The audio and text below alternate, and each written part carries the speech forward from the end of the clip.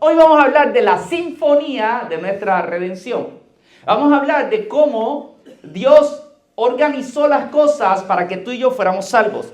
Y cómo hay tres componentes de esa redención, de esa salvación que nosotros creemos y que nosotros vivimos. Yo quiero leer una versión que no es una versión común, una traducción reciente de la Biblia. Y yo quiero leer los versículos desde el 3 al 14 de Efesios 1.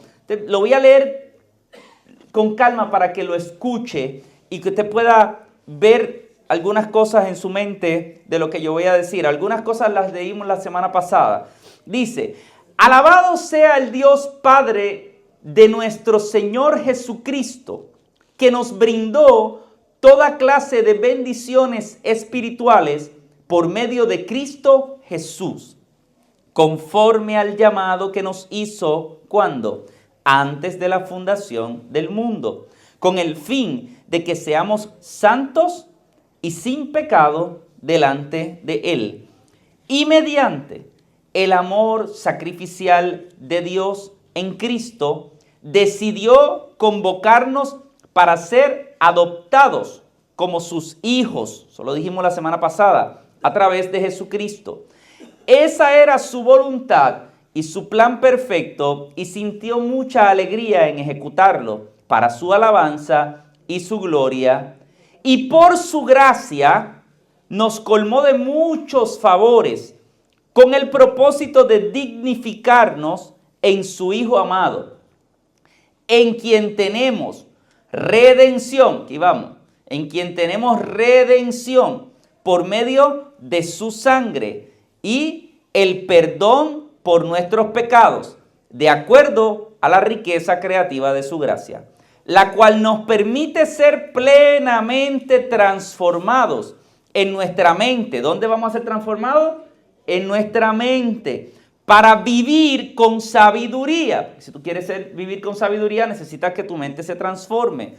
En Cristo nos dio a conocer íntimamente su maravilloso plan de salvación, que había diseñado con tanto placer y que antes solo era un misterio de su voluntad. Y cuando llegue el tiempo señalado, Dios completará su plan de redención, que reunirá todas las cosas. Solo explicamos la semana pasada cuando decíamos que ya, pero todavía no. Tanto en el cielo como en la tierra, para que sean administradas por Cristo, quien es el centro de la salvación. En Cristo también fuimos llamados a ser herederos, según su propósito y su plan, de acuerdo con su perfecta voluntad, de que todas las cosas tengan sentido en Él, a fin de que nosotros, los que primeramente hemos puesto nuestra esperanza en Cristo, seamos alabanza de su gloria. En Cristo, ya mismo vamos a ver por qué Él dice tantas veces en Cristo, ustedes han escuchado la palabra de verdad, el evangelio que transforma toda la existencia humana, que los conduce a la salvación. A través de la fe, ustedes fueron marcados con el sello del Espíritu Santo que les había sido prometido, quien es la garantía de nuestra herencia y prepara la redención completa del pueblo de Dios para alabanza de su gloria. Ok. ¿Por qué yo quise leerlo completo? Y ustedes, aquellos que se han estado conectando en las mañanas, saben que he estado leyendo una y otra vez este mismo pasaje. ¿Por qué? Porque quiero que vayamos poco a poco relacionándonos cada vez más. Entonces nosotros vamos a afirmar varias cosas en este tiempo. Primero, somos un pueblo elegido por Dios. Somos un pueblo elegido por Dios en Cristo para un propósito santo. Vivimos como pueblo de Dios que fue elegido por Dios, que fue escogido por Dios. Entonces nosotros vimos la semana pasada que antes de Pablo decirle a la iglesia qué hacer, le decía a la iglesia qué debe ser, quién es la iglesia. Vimos que Dios nos había bendecido, que Dios nos había pensado primero, que Dios quería que fuéramos santos, separados para Él, que Dios quería que fuéramos adoptados como sus hijos y que le había dado mucho gusto hacerlo. Y hoy vamos como a abrir un poco ese lente, vamos a quedarnos muy cerca, pero vamos a abrir un poco y vamos a añadir algunas cosas más, porque en esos primeros 14 versículos hay algo que nosotros podemos ver, y por eso yo he llamado esto como una sinfonía. Es como una canción que va hilvanando varios puntos importantes que se unen a través de tres componentes importantes: el Padre, el Hijo y el Espíritu Santo, que es lo que nosotros conocemos como la Trinidad. La Trinidad. El Padre, el Hijo y el Espíritu Santo son los tres componentes. Nosotros creemos en un Dios trino. Creemos en un Dios que se compone de Padre, Hijo y Espíritu Santo. No es algo como lo que tenían los griegos. Nosotros hablamos del misterio de la Trinidad porque es el Padre, el Hijo y el Espíritu Santo. Son tres personas, un solo Dios.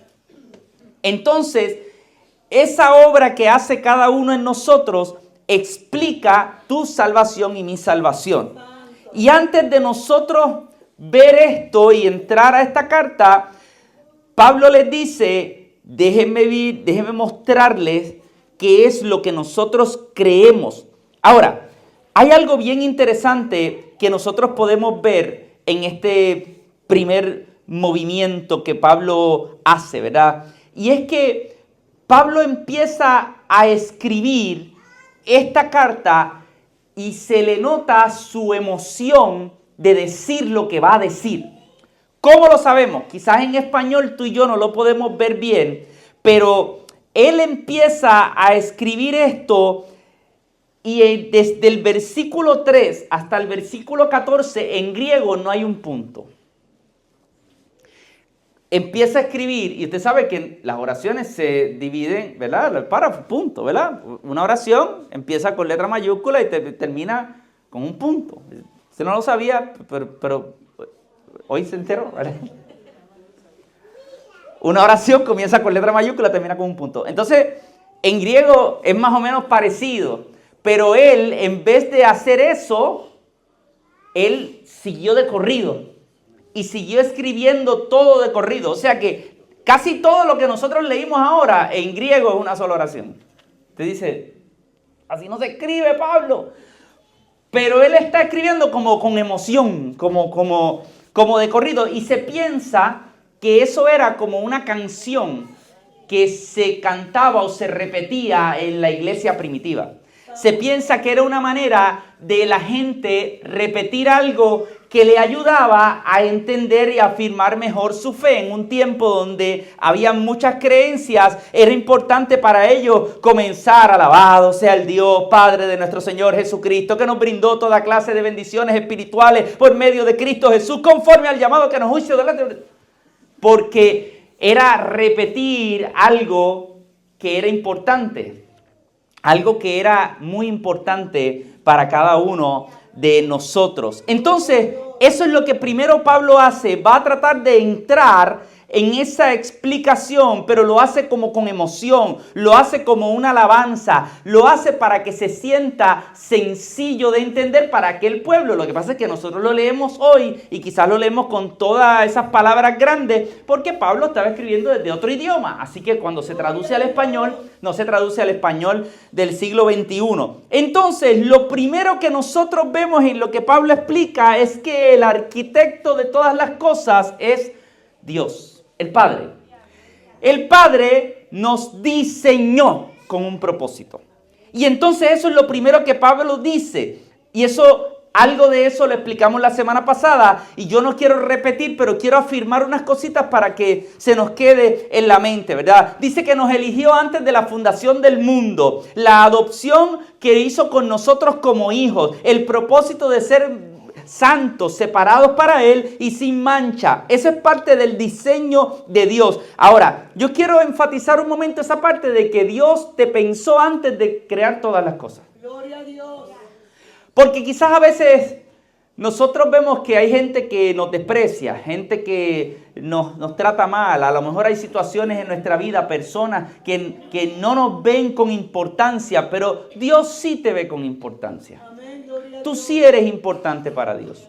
Tú sí eres importante. Y desde antes de Dios crear todas las cosas, Dios estaba pensando en ti. Desde antes que Adán respirara por primera vez, Dios estaba pensando en ti. Tu salvación no es al garete. Dios la hizo con intención porque Dios quería que tú fueras salvo. Gloria a Dios.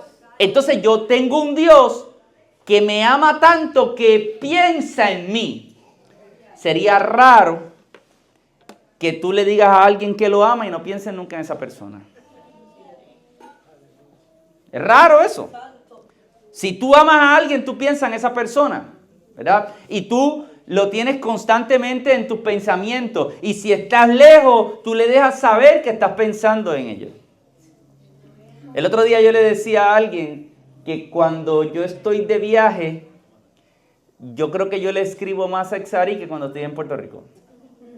Nos comunicamos más por texto cuando estoy de viaje.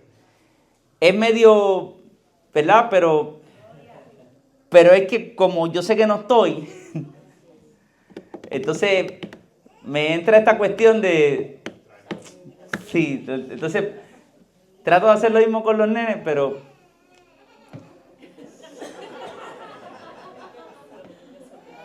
es un poquito más complicado. I love you. Yo bien emocionado. ¿Cómo están? Bien. ¿Y qué hicieron hoy? Oh, bien. Yo también ponme a tu mamá. Cuando uno ama, uno piensa en esa persona. Y Dios pensó en nosotros. Decía en Isaías el profeta, yo anuncio el fin desde el principio, desde los tiempos antiguos, lo que está por venir. Lo digo, mi propósito se cumplirá y haré todo lo que deseo. Pablo nos dice que Dios nos adoptó. O sea que nosotros no éramos parte de la familia y Dios nos incluyó como parte de la familia. Y ahí yo quiero decirte, la salvación tuya es un rescate que Dios hace de ti. Gloria a Dios. Porque tú estabas sin familia y ahora tienes familia. Déjame afirmar esa parte de la familia de la fe. Porque tú tienes familia. Esta es tu familia de la fe. Esta es tu familia de la fe. Por eso tú recibes una nueva familia con nuevos derechos. Si tú eres parte de esta familia de la fe, quiere decir que ahora formas parte de algo que Dios ha diseñado para que tú lo vivas, ¿verdad? El propósito de Él haber hecho eso era para que vivieras santo y sin mancha. Eso lo explicamos la semana pasada. Pero aquí lo importante es que tú puedas entender que Dios nos eligió sabiendo lo que nosotros éramos y con el propósito de transformarnos. Yo no era lo que Dios quería que yo fuera.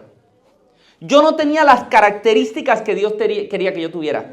Así que Dios me transforma, me ala hacia donde Él para que eso ocurra en mi vida. Quiere decir que yo estoy en constante transformación para vivir de acuerdo a aquello que Dios ha trazado para mí. Quiere decir que yo, por definición, tengo que estar viviendo una transformación en mi vida. Y las cosas que yo hacía, ya no las hago más. Y las cosas que yo hacía, ya no las hago más. Y las cosas que yo hacía, ya no las hago más.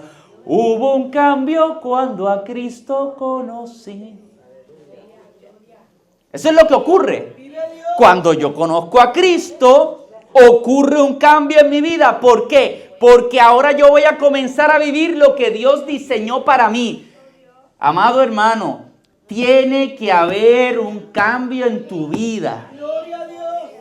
No hay manera de que tú vivas de acuerdo al plan de Dios si en tu vida no hay constantes cambios. Y en tu vida, Marcos, ¿hay cambios? Claro que hay cambios. Hay un cambio en mi vida. Siempre tiene que haber un cambio. Por eso no se trata de cuán bueno tú eres. Porque si tiene que ver con cuán bueno tú eres, pues entonces, si yo era bueno, pues no necesito a Cristo. No, es que Dios como quiera va a hacer cambios en tu vida. Amén, gloria a Dios. Es que Dios va a transformar a lo mejor hay cosas que tú no estás viendo ahora y Dios las va a comenzar a transformar. Tal vez hay gente que tú ni siquiera te das cuenta que existe y ahora con los ojos de Cristo los vas a mirar. Vas a empezar a pensar como Cristo, a mirar como Cristo, a tratar a la gente como Cristo. Ese es el cambio que Cristo provoca en nosotros. Entonces no se trata de cuán bueno yo sea, porque si tiene que ver con cuán bueno yo soy, entonces no necesito a Cristo. Hay gente que es muy buena. Pero no se trata de eso. El mismo Jesús dijo, bueno es Dios. Todos pecamos. Así que todos necesitamos que Jesús haga una transformación en mi vida. Así que Él lo hizo con esa intención. Él lo hizo con esa intención. Dios te unió a su familia para que en tu vida ocurriera un cambio. Así que hay que ver cambios en la vida de nosotros. Amén. Tenemos que ver cambios en nuestra vida. No hay manera. Y si tú no estás viendo cambios en tu vida, entonces la pregunta que tienes que hacerle al Señor, Señor, ¿qué no estoy viendo? ¿Qué áreas no te he entregado? ¿Qué áreas están por trabajar en mi vida? Porque tienen que haber cambios en tu vida, mi hermano. Somos un pueblo transformado. Tiene que haber cambios en tu vida. ¡Vive Dios! Y Pablo nos dice que todo eso ocurre. Ese es el Padre que nos miró con amor. Y todo eso ocurre en Cristo. En Cristo. El centro de todo ocurre en Cristo. Escúchame bien. Esta es la columna vertebral de lo que yo voy a decir hoy. Todo ocurre en Cristo. Quiere decir que Cristo es el centro de nuestra fe. Nosotros creemos en el sacrificio de Jesús en la cruz. Somos cristianos. Porque nos llamaron así porque éramos los que seguíamos a Cristo. Por lo tanto, en mi fe, Cristo es el centro de mi fe. ¿Qué es lo que Pablo nos dice? Nos dice constantemente en Cristo, en Cristo, en Cristo, en Cristo. Si tú notas, todo lo que nosotros leímos nos habla de en Cristo. Pablo, apóstol de Jesucristo, a través de la gracia de Dios para ser y creyentes en Cristo Jesús. Que la gracia que es vivir en la vida de Dios en Cristo. Porque alabado sea Dios el Padre por medio de Cristo Jesús. Mediante el amor sacrificial de Cristo. Esa era la voluntad de Dios y la gracia que nos formó en su Hijo amado. En Cristo nos dio a conocer su plan. Por Cristo en quien tenemos salvación. En Cristo también fuimos llamados. En Cristo ustedes han escuchado la palabra. No es por ti, por mí, es en Cristo. Lo que Dios está haciendo en tu vida, lo está haciendo en Cristo, a través de Cristo. Quiere decir que para que ocurran esas transformaciones, yo tengo que dejar que Cristo actúe en mí. Por eso Pablo decía, ya no vivo yo. Vive Cristo en mí. Es que no hay manera de que en ti ocurra esa transformación que hablábamos si Cristo no vive en ti. Quiere decir que yo le tengo que dar la oportunidad a Cristo que actúe en mi vida. Gloria a Dios. Hay que darle la oportunidad.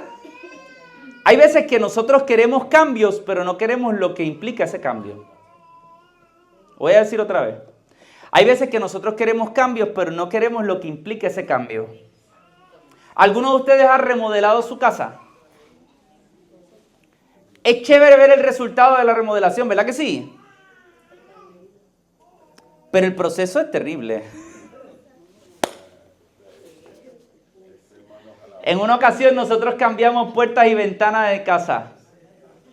Estuvimos sacando polvo. Con todo y que el contratista puso un blower hacia afuera de la ventana, con todo eso. Polvo y polvo y polvo y polvo y tú pasabas el mapa y volvías y pasabas el mapa y volvías y pasabas el mapa. Y eventualmente uno dice, yo creo que ya no hay más polvo. y levanta algo y hay polvo. Al final se ve bonito, pero el proceso... Entonces tú no puedes querer el final sin el proceso. No puedes decir, yo quiero una casa nueva, sin ese proceso complicado, que tienes que mover las cosas, que tienes que levantar las cosas, que tienes que... Siempre hay que hacer cambios. Y los cambios requieren un poquito de nuestra parte, de nosotros permitir que se mueva una cosa hacia el otro lado. Y el proceso es importante. Entonces, si yo quiero que hayan cambios en mi vida, yo tengo que permitir que Cristo empiece a transformar. Y posiblemente hay cosas que va a tocar que tú vas a decir, esa no. Y Cristo te dice, es así. Hay que sacar esa de ahí. Que si no sacamos esa, no hay break. No se va a cumplir el propósito en tu vida. Tienes que permitir que yo trabaje. Y aquí lo mejor es dejarlo a Él que trabaje. Déjalo a Él que trabaje. Porque a la que tú tratas de ayudar a Dios, lo dañas. Dale, Dios, pues vamos a sacarlo juntos. No, deja que lo saque Él. Deja que lo extirpe Él. Cuando a ti te van a operar, tú no le dices al médico, dale, tú con una mano y yo con la otra. Te duermen para que el médico haga lo que él quiera. Porque si tú estás despierto, tú sabes lo que va a pasar, ¿verdad? Y eventualmente, y de hecho, aunque sea una operación en la que tú no estés 100% dormido, a veces lo que hacen es que te ponen como una barrera en la vista. ¿Para qué? Porque si es que a la que tú empieces a ver, lo daña. Es más, te va a doler más si lo ves. Entonces nosotros necesitamos que Dios opere esas transformaciones en nuestra vida. Las va a operar en Cristo. Y esa cantidad de veces que Él en esta carta repite en Cristo, en Cristo, en Cristo, en Cristo, es para que no se nos olvide que todo lo que nosotros vamos a ver en nuestra vida tiene que ver con Cristo. El versículo 7 lo dice, Dios es tan rico en gracia y bondad que compró nuestra libertad con la sangre de Jesús, de su Hijo, y perdonó nuestros pecados. Cuando Él dice que nos redimió, está hablando de algo que se hacía en la antigüedad, que tenía que ver con adquirir. Había veces que esa redención tenía que ver con una situación familiar. Lo vemos en la palabra, especialmente en el libro de Ruth. Ese momento donde Ruth queda sola y tenía que buscar el familiar más cercano para que ese familiar redimiera y lo que hiciera fuera que la adquiriera, la hiciera parte de su familia. Era como una adquisición, como una compra. Literalmente como una compra, una transacción. En el mundo actual usted no tiene eso, usted no compra gente. No hay manera. Si usted conoce a alguien, denúncielo. No se compra gente. Pero en la antigüedad existían esos conceptos. Y Él lo que dice es, Cristo te adquirió a ti. Te hizo parte de. Pagó un precio por eso. Cristo murió en la cruz, derramó su sangre y tú fuiste redimido. Por eso hablamos de la redención. Y por eso hablamos de la redención por medio de su sangre. Versículo 7, en quien tenemos redención por medio de su sangre. Esa es la compra que Él hace. Él nos compra con su sangre. ¿Por qué? Porque está pagando un precio. ¿Ok? Está pagando un precio. Sería cuando tú vas tú tienes un cupón. ¿Qué tú haces con ese cupón? Lo redimes en un lugar. Vengo a redimir este cupón. Lo tengo. Este cupón me da acceso a algo, a un descuento, a algo. Generalmente a algo que tiene un precio, un costo. Y el cupón lo que hace es que adquiere eso. Entonces Jesús, por medio de su sangre, tiene el derecho de adquirirnos. Solamente requiere que nosotros permitamos que eso ocurra en nuestra vida. Y entonces Él dice que nosotros estábamos cautivos y Cristo nos redimió con su sangre. O sea, es una transacción real con un costo muy real también. Es un costo real. Y entonces, en ese proceso, dice Pablo en los versículos 9 y 10, que Dios así nos reveló su plan. Un plan que es misterioso no porque sea, sino porque es difícil de entender al inicio. Ese es el misterio, ¿verdad? Y la idea del misterio no es un secreto escondido, sino algo que estaba oculto y se reveló a nosotros. Ese es el misterio que ha sido revelado. Así que Él dice que ese misterio de Cristo es un plan destinado a darnos placer, que lo concibió hace mucho tiempo y que a su debido tiempo Dios reunirá todas las cosas, las pondrá bajo la autoridad de Cristo, todas las cosas que están en el cielo y también en la tierra. Quiere decir que a su debido tiempo nosotros vamos a ver cada vez más lo que Dios quiere hacer con nosotros. Y luego Él nos dice, y ustedes a través de Cristo han sido ahora hechos coherederos. O sea que ahora nosotros tenemos parte también en la herencia, versículo 11. Eso es lo que nos dice, que somos coherederos. Eso se lo explica a los romanos también. Cuando Él le escribe a los romanos, le habla de eso. Le dice, si somos hijos, somos herederos, herederos de Dios y coherederos con Cristo. Alabado Dios. Porque cuando Cristo nos hizo parte de la familia, ¿adivina qué? Tenemos herencia también. Participamos de la herencia. O sea que hay todo un proceso a través de Cristo de hacernos parte. Y esa participación ocurre siempre a través de Cristo. No es por ti, no es por mí, es por Cristo. Los pentecostales tenemos algo que se le conoce como, hay gente que lo llama el evangelio cuadrangular.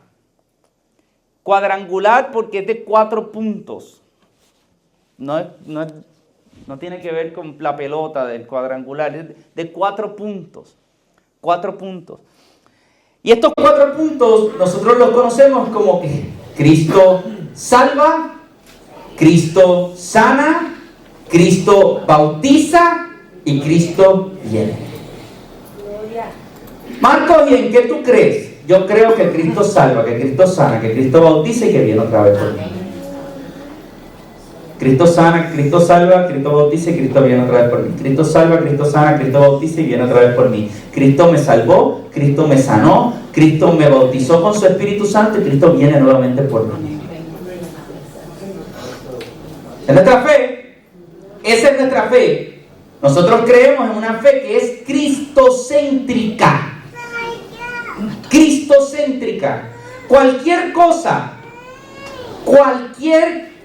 que parezca que el centro eres tú, es una herejía. Amén, gloria a Dios.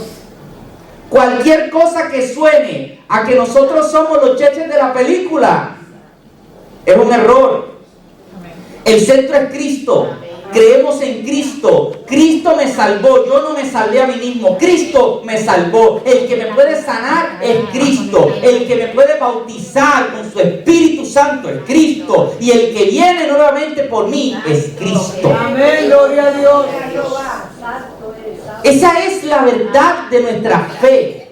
Esa es la verdad de nuestra fe. Es a través de Cristo Jesús que nosotros tenemos esta experiencia.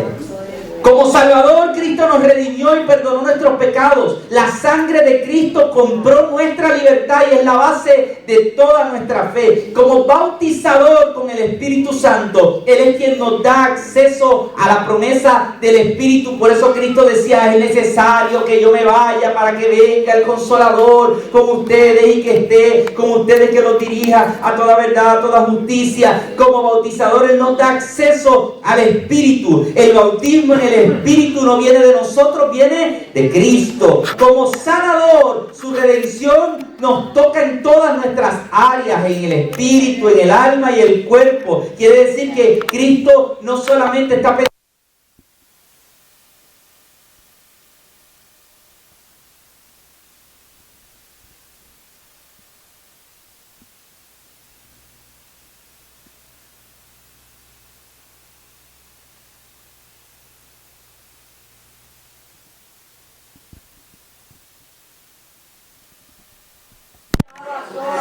Quiere decir que yo no voy a vivir por completo todo lo que Dios quiere para mí hasta que yo llegue a mi destino final. Regresaremos a casa. Santo. Regresaremos a casa. Cristo viene por nosotros. Y esta es la base de nuestra fe. Para mí es bien importante, mi hermano, y quizás en los últimos años ha sido cada vez más importante para mí afirmar qué es lo que nosotros creemos. ¡Vive Dios! Un Cristo que salva, un Cristo que sana, que bautiza y viene por mí. Entonces, esto no pasó de moda, mi hermano.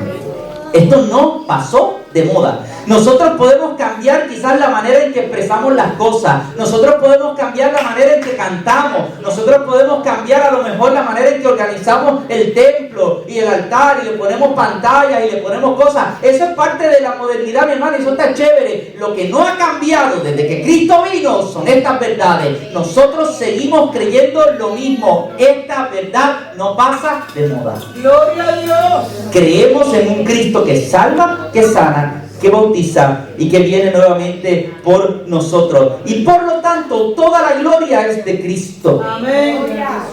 Toda la gloria es de Cristo. Escúchame bien, mi hermano. Porque a veces nosotros caemos en la trampa de querer bendiciones por la bendición en sí misma. De querer que ocurran milagros por el milagro en sí mismo. De querer que ocurran manifestaciones sobrenaturales por la manifestación en sí misma. Todo lo que yo experimento que venga de Dios es para la gloria de Cristo. Amén. Si no glorifica a Cristo, hay un problema. Tiene que glorificar a Cristo. Amén. Gloria a Tiene Dios. que llevarme a Cristo. Tiene que acercarme a Cristo. Si no me acerca a Cristo, me aleja de Cristo. Si me aleja de Cristo, no viene de Dios. Es así de sencillo, mi hermano. Todo es para la gloria de Cristo. Entonces, si yo quiero que Dios me use, es para la gloria de Dios. Amén. Gloria a Dios. Dios no me usa para que la gente diga, ¿verdad que Marco? No. No es para que cuando la gente me vea a Cristo. Si no ven a Cristo, hay un problema. Si cuando Dios me usa, lo que la gente dice es, wow, este tipo le sale poder de las manos. Es para la gloria de Cristo. Amén. Gloria a Dios. Tiene que haber glorificación de Cristo en mi vida, porque todas las cosas giran alrededor de Jesús. Jesús lo decía en Juan 15, yo soy la vid y ustedes son las ramas. El que permanece en mí como yo en él dará mucho fruto, porque separados de mí nada pueden hacer. O sea que yo necesito estar pegado a Cristo. Si yo empiezo a correr por mi cuenta, me perdí. Pero finalmente Él dice, Dios te eligió y te seleccionó, pensó en ti desde el principio. Cristo es a través de quien nosotros recibimos todas las cosas, y el sello que tú tienes de que eso ocurrió es el sello del Espíritu Santo. Santo. El Espíritu Santo es quien marca lo que ha ocurrido en ti. Gloria a Dios. Míralo de esta manera. La idea del sello del Espíritu es lo que hace que la gente vea lo que ocurrió en mi interior. Es lo que hace que la gente vea lo que ocurrió en mi interior. En el versículo 13 Él lo explica. Y ahora ustedes, los gentiles, nosotros los que no somos judíos, también han oído la verdad y la buena noticia de que Dios los salva. Y cuando creyeron en Cristo, Dios los identificó, los selló, los marcó como suyos al darles el Espíritu Santo, el cual les había prometido. Quiere decir que esa transacción que ocurrió a través de la sangre de Jesús, Jesús pagó un precio, te compró con su sangre, te hizo parte de la familia. ¿Cómo tú lo sabes? Porque yo tengo el sello del Espíritu Santo. Gloria a Dios. Porque se manifiesta en mi vida el Espíritu Santo. Santo. ¿Cómo tú sabes que ocurrió una transformación? Porque tú tienes la marca de la propiedad. porque tú eres propiedad de Cristo y Él puso un sello en ti. El sello es el Espíritu Santo. En la antigüedad, un sello tú lo usabas para indicar una propiedad, para garantizar una autenticidad y para ofrecer protección. Tú sabes que a veces cuando un rey quería decir que esta carta la había firmado él, tenía un sello, ponían una pasta y con el anillo lo sellaban. Una mercancía que fuera de alguien tenía un sello. A veces incluso los animales, eso se hizo hasta tiempo, todavía se hace tiempos recientes, para saber de quién le pertenecía. ¿Qué hacían? Los sellaban.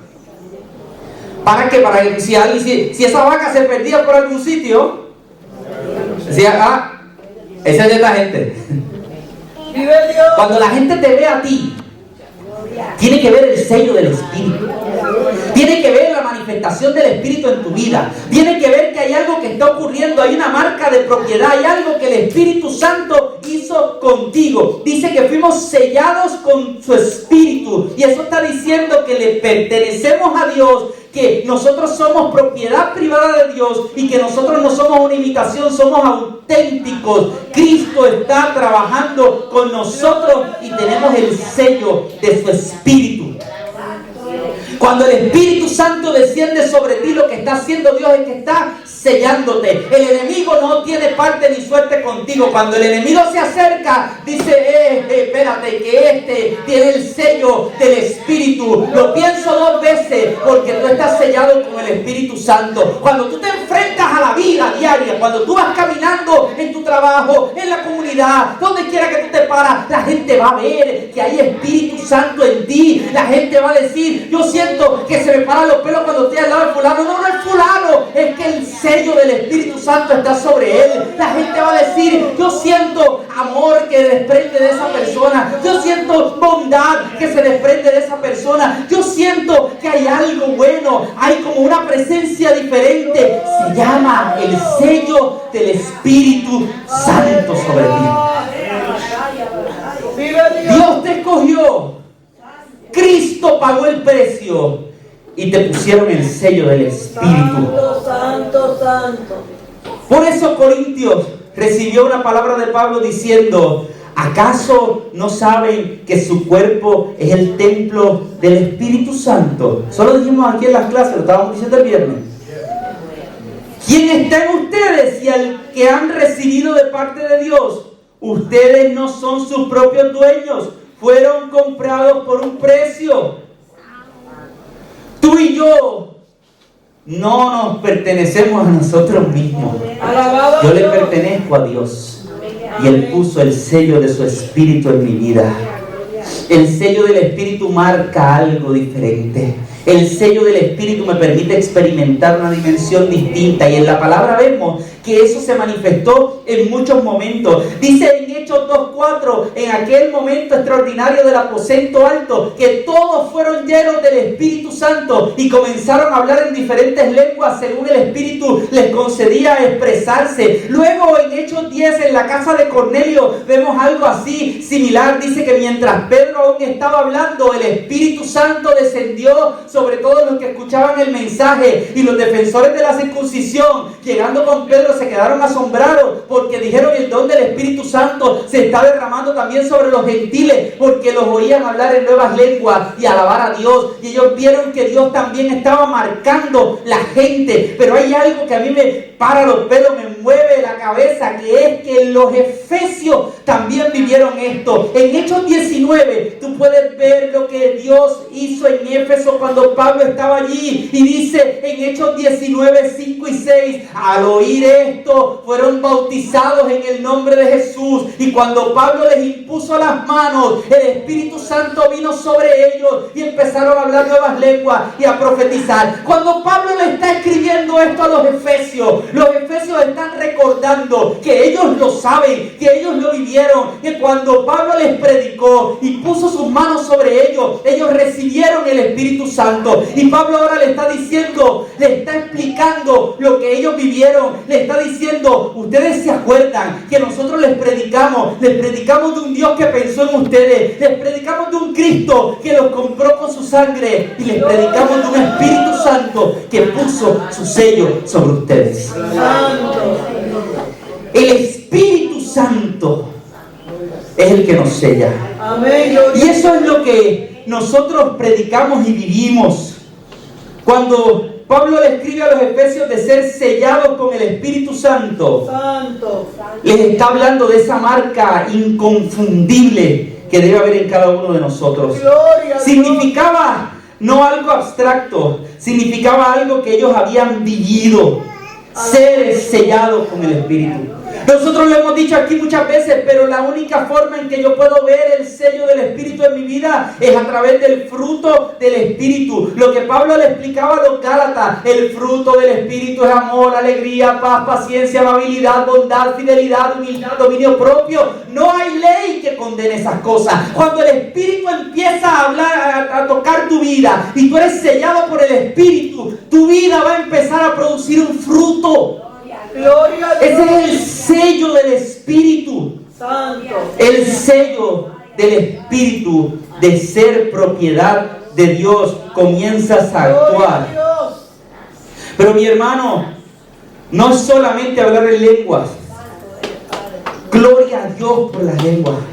Gloria a Dios por la manifestación visible de su Espíritu. Gloria a Dios por esa, gloria a Dios por la profecía, gloria a Dios por esas expresiones, mi hermano, carismáticas del Espíritu que nos permiten expresar cosas y que nos permiten vivir algo sobrenatural. Eso está extraordinario, pero yo necesito demostrar amor, yo necesito demostrar alegría, yo necesito demostrar paciencia, yo necesito ser amable, ser bondadoso, ser fiel, ser humilde, tener dominio propio. Eso es el sello del Espíritu. Gloria a Dios.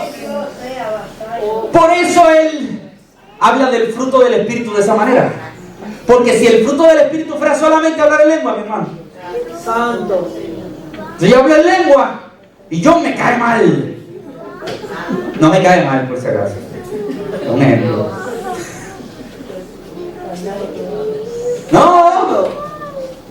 No, una cosa no puede ser compatible con la otra. Alabado a Dios.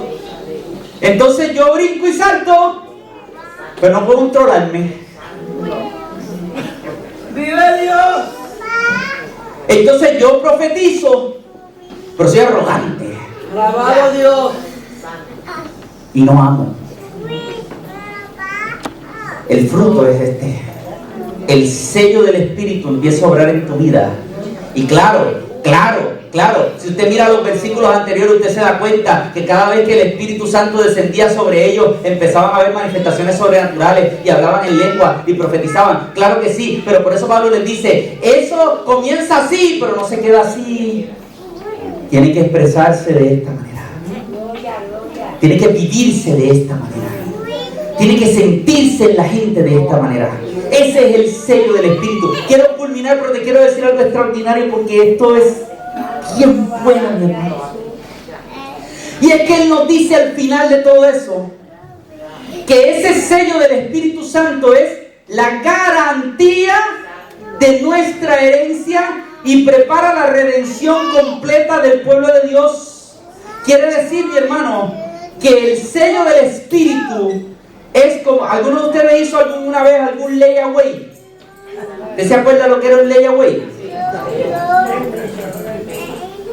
Es la manera de los pobres conseguir cosas, mi hermano.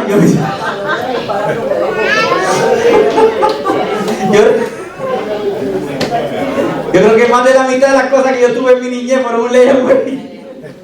¿Nos gusta ese radio? Sí, hace layaway. Tú dejabas un depósito. No te llevaba eso para tu casa todavía. Y tú seguías. Y este mes un poquito más. Y el mes que viene, ¿te acuerdas? ¿Verdad? Ese era mejor que la tarjeta de crédito, pero eso es para otra predicación. Sí, porque hoy día la gente mete el tarjetazo y no tiene los chavos. Antes, tú tenías que tener los chavos para comprar la cosa, ¿verdad? Aunque te tardara 5 meses. Pero ese último pago del layaway era bien alegre. Porque ese día tú decías, dame lo que me lo llevo. Y te llevaba el radiecito para tu casa. Y Él dice, el sello del Espíritu sobre tu vida es la garantía. Santo. Es la garantía de que tenemos tenemos de parte de Dios. Efesios 1:14, el Espíritu es la garantía que tenemos de parte de Dios de que nos dará la herencia que nos prometió y de que nos ha comprado para que seamos su pueblo. ¿Cómo yo sé que Cristo viene por mí? ¿Cómo yo sé que no me voy a quedar desamparado en la tierra? ¿Cómo yo sé que toda esta tristeza y el dolor no durará para siempre? Porque siento al Espíritu en mi vida. El Espíritu es la garantía de que Cristo vendrá por mí algún día. Es la garantía de que yo no estoy solo. Es la garantía, es la garantía, es la garantía. Este es el anticipo, lo vamos a vivir por completo, lo vamos a experimentar por completo. Ya Él nos dio el depósito inicial. Imagínate cuando estemos frente a la presencia de Dios y podamos decirle al Señor: Señor, gracias por salvarme.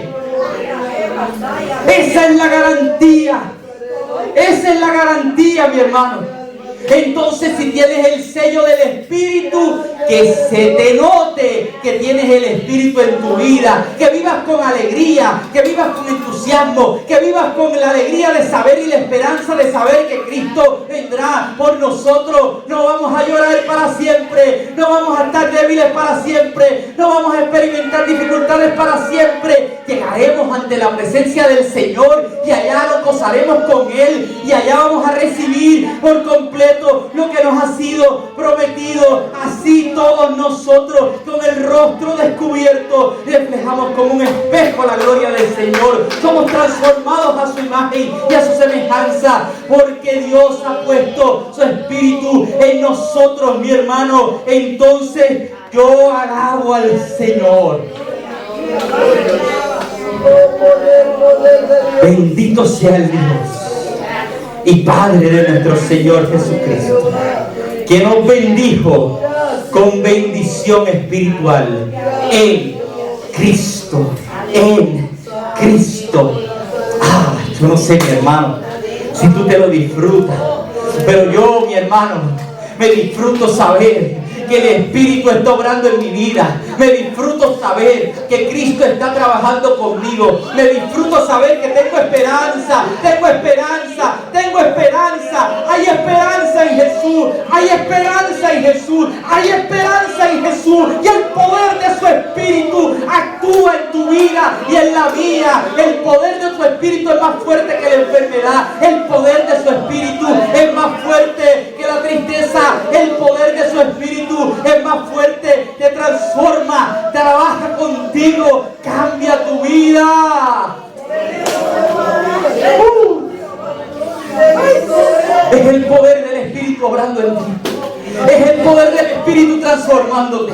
Es el poder del Espíritu. Cuando tú te sientas débil y que sientas que no te dan la fuerza, deja que el Espíritu actúe en tu vida. Deja que el Espíritu, recuerda, esto se va a pagar por completo. Recuerda, hay un paso final. Recuerda que Cristo te salvó. Recuerda que Cristo te sanó. Recuerda que Cristo te bautizó. Pero recuerda que Cristo viene por ti. Que Cristo regresa por ti. Que no te va a dejar abandonado. Que al final de tu vida, cuando deje el último aliento, verás al Señor cara a cara. Te encontrarás con el Señor. Qué lindo eres, Dios. Qué lindo eres.